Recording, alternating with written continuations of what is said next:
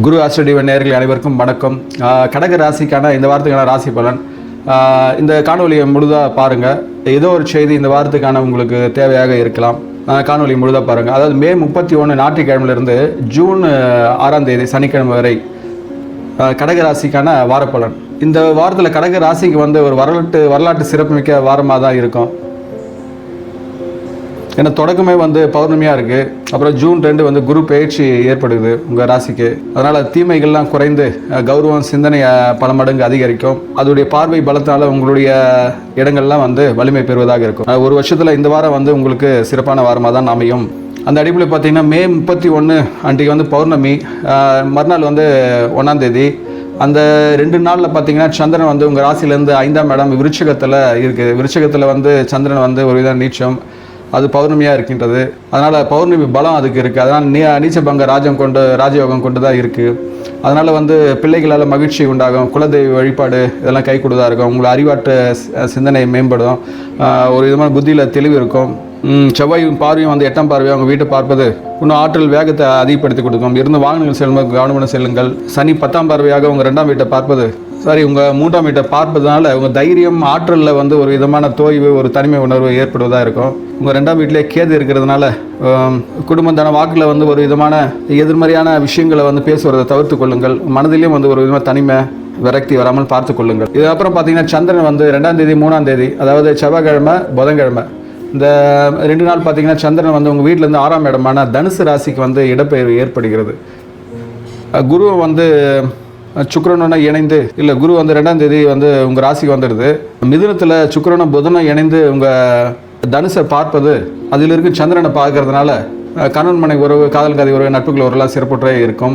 இந்த சுபகிரகம் பார்வை இருக்கிறதுனால சந்திரன் 6ஆம் இடத்துல உங்கள் ராசியிலேருந்து 6ஆம் இடத்துல இருந்தாலும் உங்களுடைய எதிர்ப்புகளை சமாளிக்கிற ஆற்றல் இருக்கும். கடன்கள்லாம் கட்டுக்குள்ளே வரும்.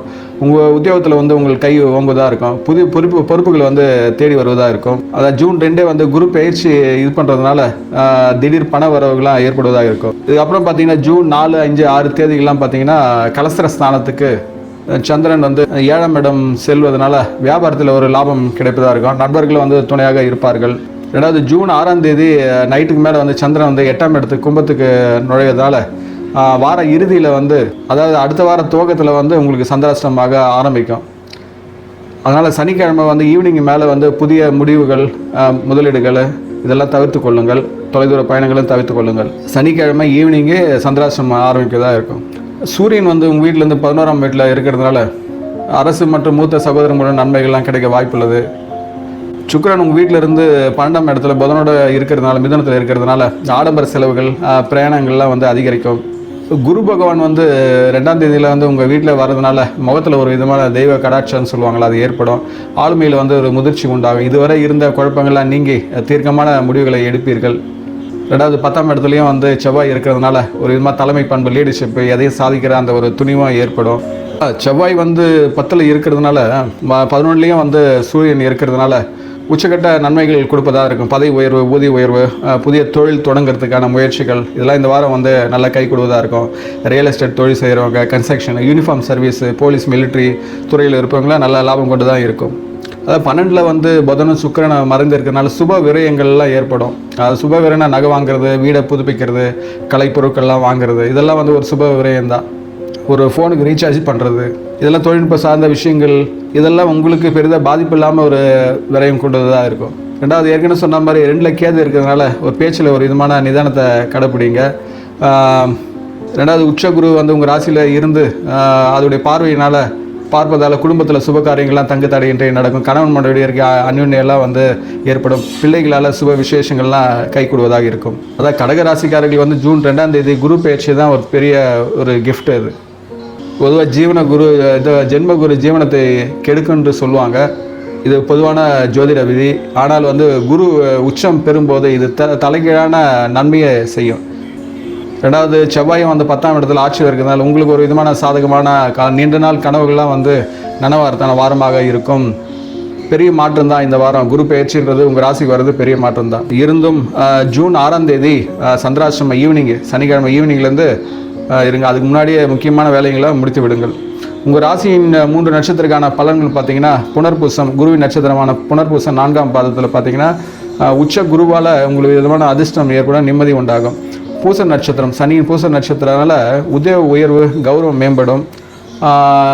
புதன் நட்சத்திரமான ஆயுள் நட்சத்திரக்காரங்க திடீர் தன லாபம், சுப விரயங்கள் உண்டாகும்.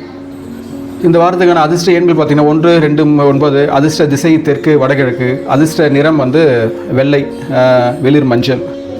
ஆன்மீக பருகையான்னு பார்த்தீங்கன்னா ராசிநாதன் சந்திரன் வந்து அது 31 பௌர்ணமியாக இருக்கிறதுனால அன்றைக்கி ஈவினிங் வந்து அம்மனுக்கு வந்து நெய் தீபம் ஏற்றி தரிசிக்கிறதால் மன அமைதியும் அந்த லக்ன பலத்தையும் வந்து அதிகப்படுத்தி கொடுக்கும்.